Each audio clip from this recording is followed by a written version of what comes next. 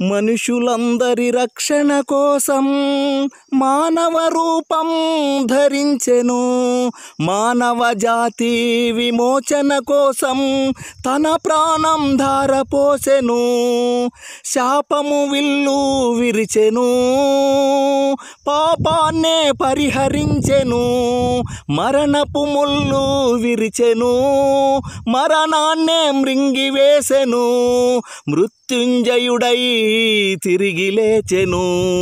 జయం జయం జయం జయం జయం విజయం, రాజుల రాజుకే జయం, యేసు రాజుకే విజయం. ప్రభువుల ప్రభువుకే జయం, యేసు ప్రభువుకే విజయం. జయం జయం జయం జయం జయం విజయం, జయం జయం జయం జయం జయం విజయం.